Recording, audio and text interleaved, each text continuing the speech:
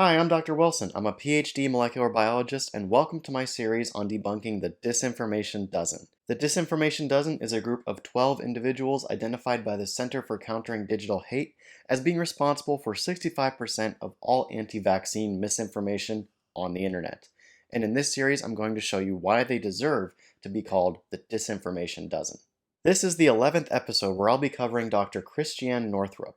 Now, Northrup is a real doctor. She's an OBGYN who is very popular in women health circles thanks in part to her appearance on the Oprah Winfrey Show.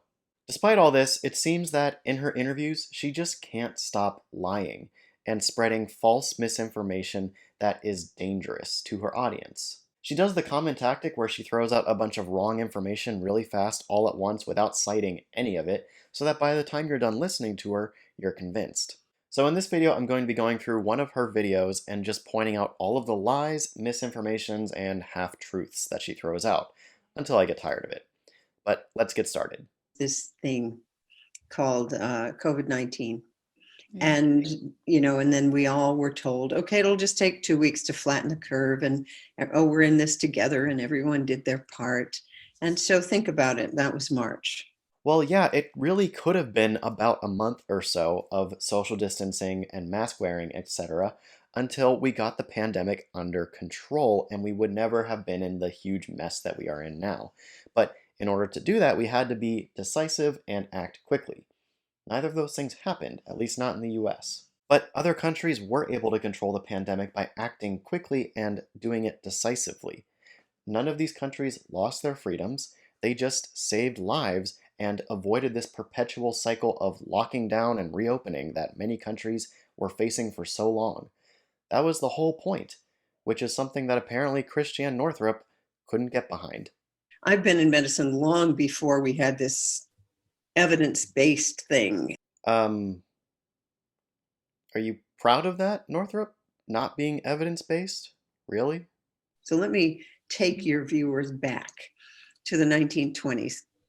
And that's when John D. Rockefeller of Standard Oil put forth the Flexner report. And the Flexner report was a report that named conventional pharmaceutical-based, petroleum-based pharmaceuticals as the gold standard. Yes, the Flexner report. I've seen this repeated by conspiracy theorists a lot. And no, it was not put forth by Rockefeller. It was put forth by the American Medical Association. And then Rockefeller, who was one of the rich philanthropists at the time, put a lot of money towards making the vision of the Flexner report happen. This Flexner report did outline a gold standard for medical schools to follow. Part of that included being evidence-based, and things like homeopathy and naturopathy are not evidence-based, so naturally they went by the wayside.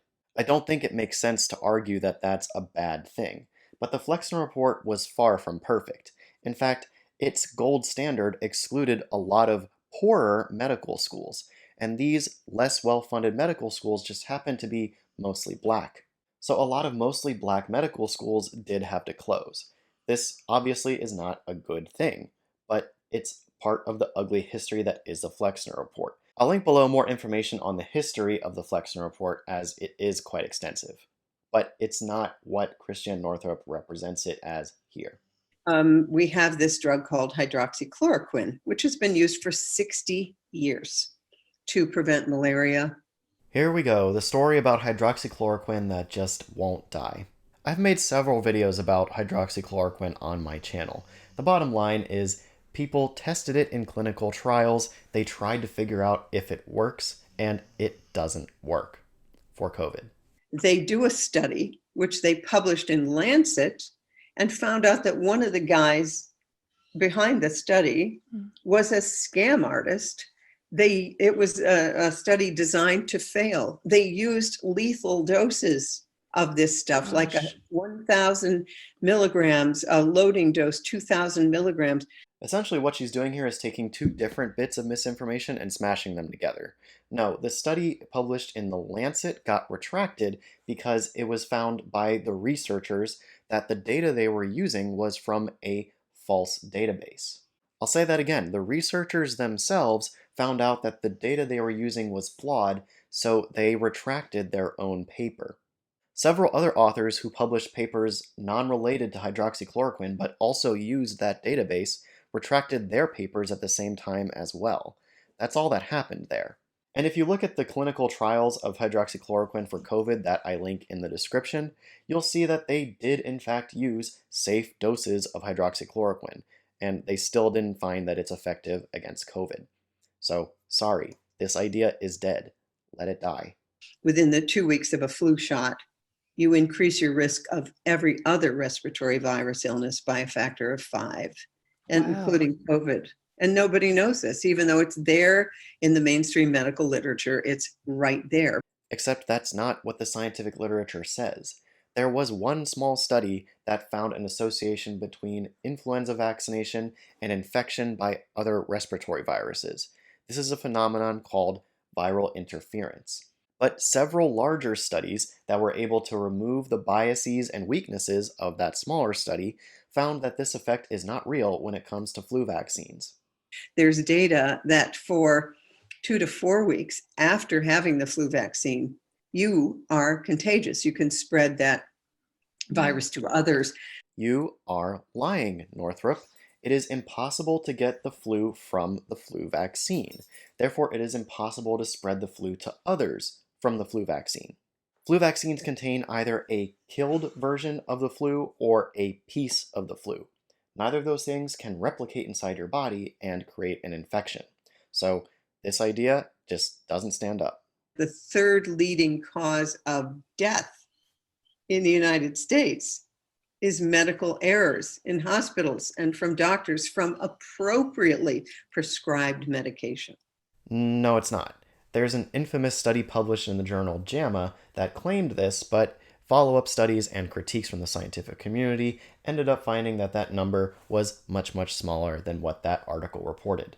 In fact, a newer study that is both larger and more direct found that previously healthy people who die every year from hospital error is closer to about 7,150. The remaining people who die from hospital error are patients with a life expectancy shorter than 3 months. This is something that could definitely be improved, but it's nowhere near the third leading cause of death in the US, as Northrup would have you believe. Google is owned by a pharmaceutical company called Alphabet Company. What? No, Alphabet Inc. is a holder company created by Google. They're a tech company that just holds stocks for companies like Google. They have nothing to do with pharmaceuticals. She just made this up. Here's the thing, it's an mRNA vaccine. I do know with the Pfizer product, the mRNA comes from China. I also know that it contains the lung fibroblasts of a 14-week male fetus. Oh my God. No, the mRNA does not come from China, nor does it come from any fetal tissue. The mRNA that is used in these vaccines is made in a lab, free from any cells.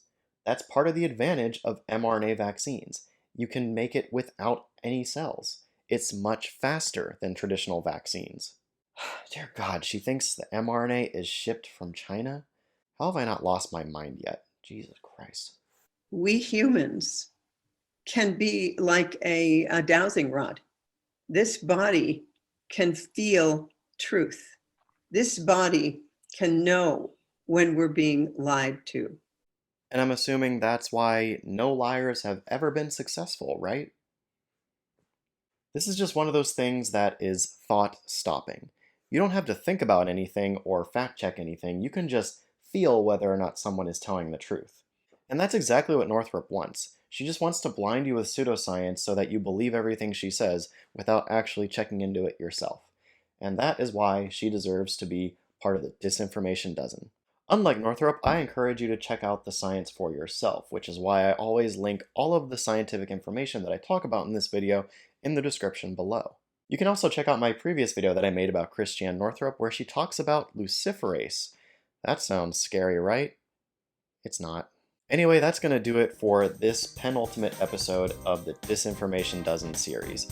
Can't believe we're almost at the end, but if you enjoyed this and you want to join me next week where I'll be covering the kingpin of all anti-vaxxers, Robert F. Kennedy, go ahead and subscribe. See you next week.